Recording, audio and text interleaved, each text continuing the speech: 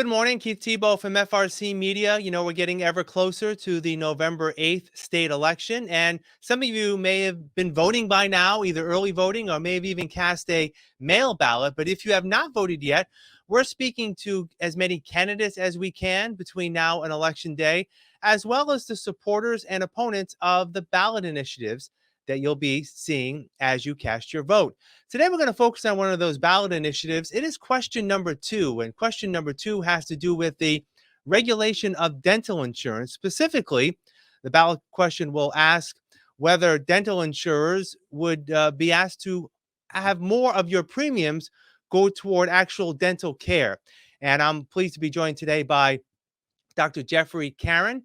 Dr. Karen is a representative of the Massachusetts Dental Society's regional trustee for our region, the South Coast region, and Cape Cod. And they're asking voters to vote yes on question 2. Dr. Karen, thank you for joining me today. How are you? I'm doing well. Thank you. In a nutshell, can you just give us an understanding on what you see as the need for this question? I guess what problem is it looking to solve? So I think one of the major things that we're looking at is that in the medical world, medical loss ratios have been established for many years at this point.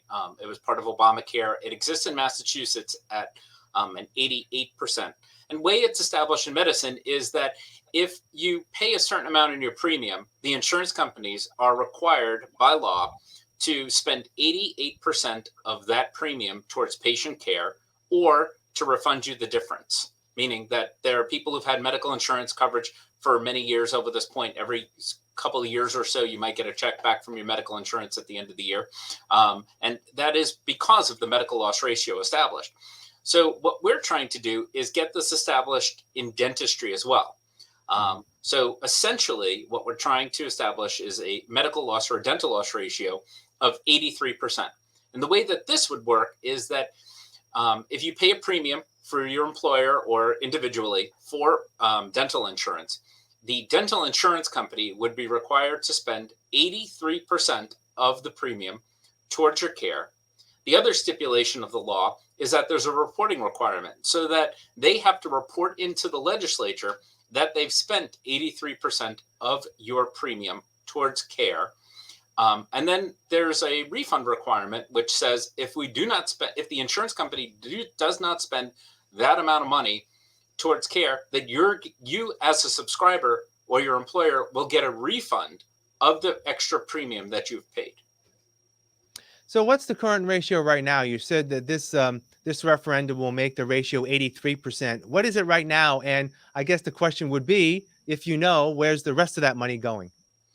Well, right now there is no ratio. There is no number. And the insurance companies have no reporting requirement. So that's a great question where the rest of the money goes. I mean, if you look up dental insurance companies, you can find out public information of executive salaries and packages that they get, and they get a lot of money. And I think that this is just trying to level the playing field a little bit to say there is no reporting requirement. There is no how do you say I lost my train of thought for a second. Okay. There is no reporting requirement, and there is no medical loss ratio right now. So what happens is that whatever insurance premiums that the insurance companies carry or get from your employer or from you, which come directly from your paycheck, they get to keep. Yeah. So let me ask you, has this referendum been based on any other similar pieces of legislation or other referendums that other states are currently using? So, I mean, are you not reinventing the wheel here?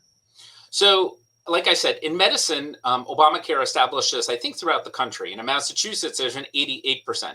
In terms of dentistry, dentistry is always a little bit behind in the way the medical world, as we like to say it. But we're trying to catch up. California and I think Maine both have reporting requirements, but no state has enacted a law to this degree, which would actually regulate them. The reporting requirement is just they can report in whatever number they spend, and they still get to keep it. This difference in this law says that they never mind have to report it, but they have to refund you the balance of whatever they don't spend. Now, how will this be executed? Whose responsibility will it be in the Commonwealth to actually make sure if this passes, this gets done? I think it goes back to the legislature, like all ballot questions do. The legislature get to refine and get to execute how they want this handled. I'm not sure where exactly that may end up. The referendum is really just to get the public to say, hey, this is something that will value us and we want. And then we entrust our legislature to enact it and to make sure that it's handled appropriately. One of the questions from the opposition is that this will raise premiums for people, the dental premiums in Massachusetts.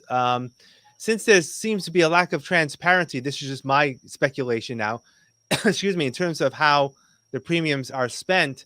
How do you even know that this may be the case, that if this passes and they have to spend more on patient care, that premiums will go up? So, to some degree, I feel that is a scare tactic because a lot of the literature and what they're trying to say is that over 30%, what is it, 30%, there'll be a 30% increase in premiums because of this. And in Massachusetts, in the Mass General laws, any increase in premium above a certain amount, I'm not sure the exact amount, they actually have to report to the Division of Insurance and get approved through the insurance commissioner. So just blankly stating that there's going to be a 30% plus increase in premiums is not accurate, because they would first have to go to the insurance commission and the division of insurance and the insurance commissioner to get that approved. So I don't know if that's a solid threat. Yeah. So let me ask you, as a dental care professional, how does this? Obviously, you're supporting it, and you want people to support it. Are other dentists across the Commonwealth as supportive as you are? I guess tell us a little bit about that level of support from you that are actually, going to be performing the work, but also you're going to be, getting the benefit in terms of the insurance premiums and the payments coming back to your practices. So the great thing away about this law stipulated is it doesn't directly say that they're going to be paying dentists any more money. They're just saying they have Right. to spend more on patient care. So if you go back and you look back through decades, go back to the 1980s, and somebody would have $1,000 annual max for insurance, and that would get a lot of work done back based upon prices of the way things cost back then. But based upon the way things cost now and inflation, that 1,500 or that $2,000 max hasn't matched with inflation.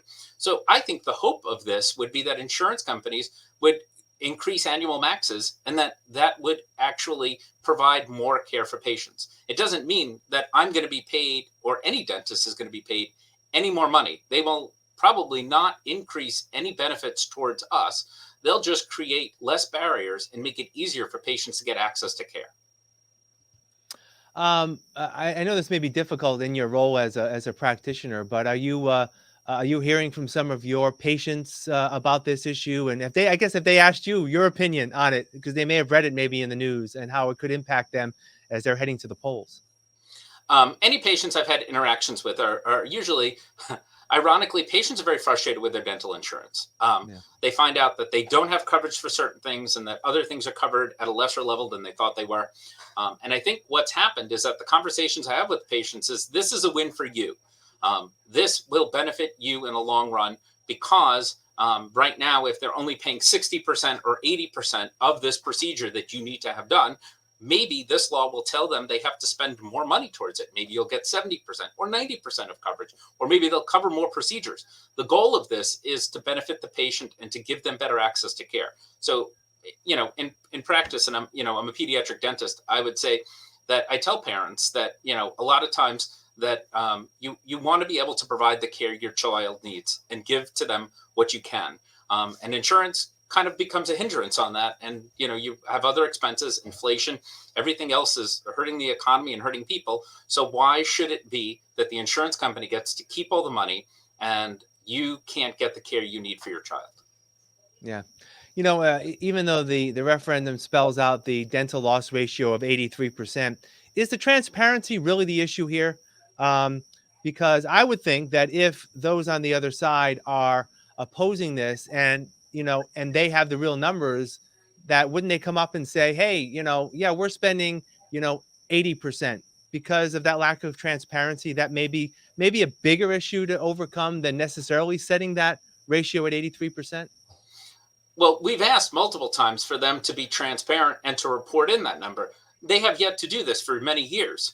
So I think that's part of the problem, is that if they initially were saying we're going to be transparent to our subscribers and our patients and tell you exactly what we're going to spend towards your care, then they wouldn't have come to this point where we're saying, hey, you're not being transparent, you're not spending patient care, you're keeping a lot of the more money that actually should go to patients and to care.